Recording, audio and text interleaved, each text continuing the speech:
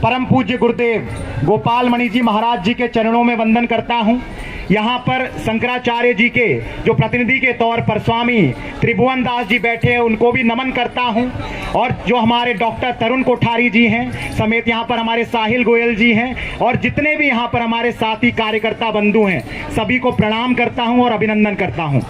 साथियों, ज़्यादा समय लेकर यहाँ पर कुछ मिलने तो वाला नहीं है, क्योंकि ये बात तय है कि सभी लोग सभी माध्यमों में हम सबकी बात जानते हैं कि हर तरह का व्यक्ति जो यहाँ पहुंचा है कि वो कोई क्रांति करना चाहता है अपने जीवन में।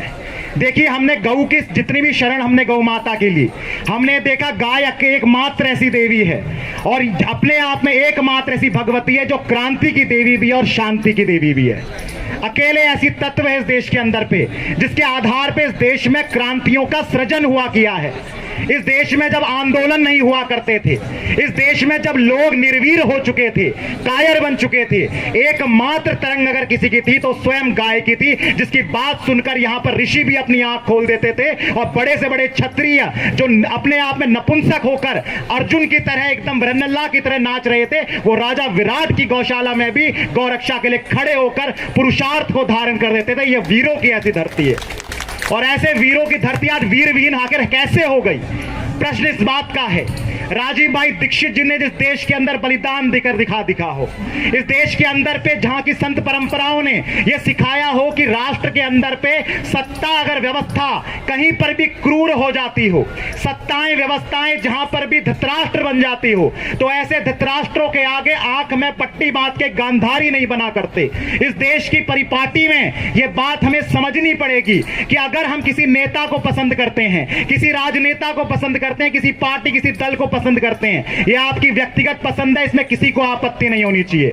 प्रश्न इस बात का है, यह देश धर्म वेद पुराण उपनिषदों को मानने वाला देश है और उपनिषद में नचिकेता का प्रसंग सीधे तौर हमारे समाज को एक प्रेरणा देता है कि अगर पिता भी गलत राह पर चले जाए तो पिता का भी विरोध कर देना चाहिए। लेकिन इस देश के लोगों को हो क्या गया है, अगर आपके प्रिय नेता, आपके अपने लोग अगर इन कामों को भूल गए तो उनको काम को तो याद दिलाइए। अगर वो कार्य कुछ गलत कर रहे हैं, आपका बेटा अगर गलत कार्य करता है, थप्पड़ मारते हैं उसके मुंह में। आपके पिताजी कुछ बात घर में बोलते हैं, आप रोकते हैं, उनको टोकते हैं, पिताजी आप गलत कर रहे हो। लेकिन ऐसी बात हो क्या गई देश के अंदर कि नेता को अपने बाप से बड़ा हमने बना दिया और अगर नेता जो भी कर रहा है सब सही कर रहा है इस देश के अंदर। ये समस्या, ये दर्द है और भारत की माटी में ये खूबी है अपने आप में कि यहाँ पांडव हमेशा 5 होते हैं और कौरव 100 हुआ करते हैं। और अगर इस देश के अंदर पे हरियाणा एक ऐसी भूमि के रूप में जाना गया जो मार्शल कौम से देखी जाती है जहां पे, लेकिन हरियाणा के अंदर पे भी हमेशा आप महसूस करेंगे कि 5 पांडव मिलेंगे तो 100 कौरव साथ मिलेंगे। तो हमें समझना है अपने आप में हरियाणा के अंदर पे हमारे आदर्श कौन हो सकते हैं। वो 5 पांडव की परंपरा पे चलने वाले लोग होंगे। वो लोग वो होंगे जो धर्म और राष्ट्र की बात करते होंगे।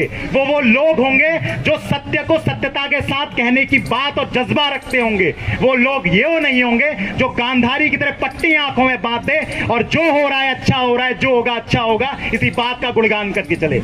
मेरा आप सबसे यही निवेदन है साथियों। और आने वाली गोपाष्टमी को देखिए, इस देश के अंदर पे बहुत बड़े आंदोलन की रचना होने जा रही है। 1966 के बाद करपात्री जी महाराज ने जिस सत्ता व्यवस्था के सामने संघर्ष किया था, ये सत्ताएं व्यवस्थाएं हमेशा बदलती हैं, लेकिन इनका चाल चलन चरित्र लगभग एक सा ही रहता है। तो महत्वपूर्ण यह है कि जो शंकराचार्य परंपरा ने उस समय जो हमारे देश को सबसे शीर्ष में पहुंचाने वाली संस्था है, जिसके आधार पे हर सनातनी अपने कर्तव्यों को करता है, उन शंकराचार्यों के आधार पर फिर से करपात्री जी की याद में एक महान आंदोलन इस देश में गोमाता का होगा, जिसके लिए आर्य समाज के महर्षि दयानंद सरस्वती ने, फिर तो दोहरा रहा हूं, 1890 के दशक में अंग्रेजों की ईंट से ईंट बजा दी थी।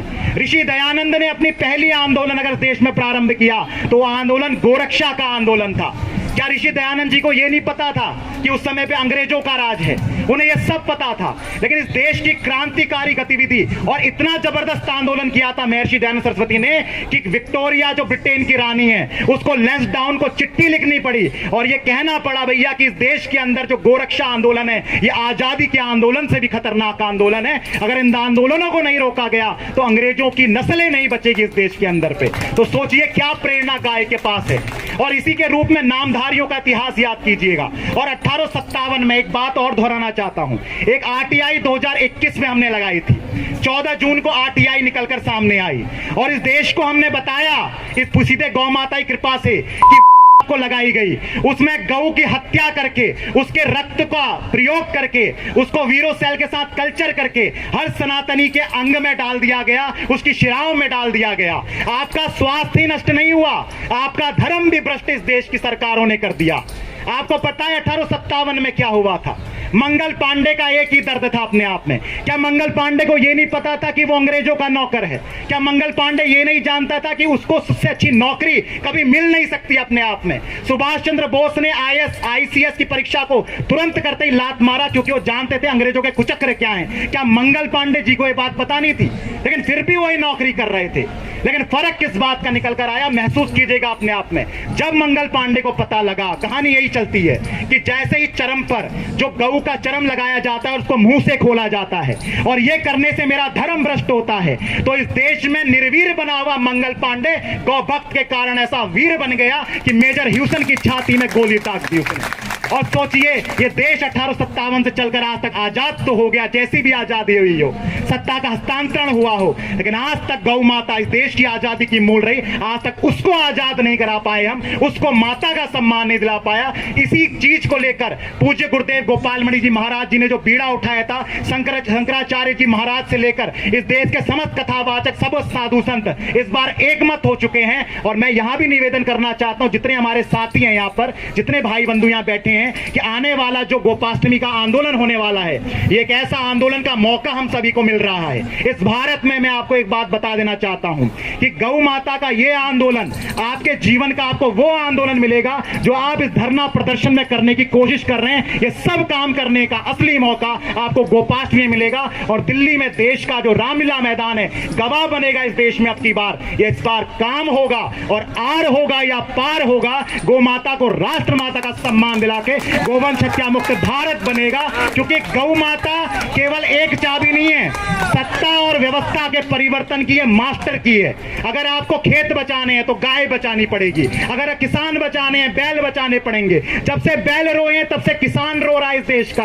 आपने बैलों को रुलाया है तो आपको रोना ही पड़ेगा। आपने जीवों की हत्या करके खेती प्रारंभ करी और ये सत्ताओं ने कराई आपसे। आपके हाथ में ट्रैक्टर थमा दिया, आपके हाथ में कीटनाशक थमा दिए और यूरिया DAP में आज तक सब्सिडी दी जा रही है। तो ऐसा श्राप इस देश में लगा। और जो RTI निकल कर आई थी, उसने ये बताया कि ऐसे ही करके हमारे सनातनियों के रक्त को धर्म भ्रष्ट कर दिया गया।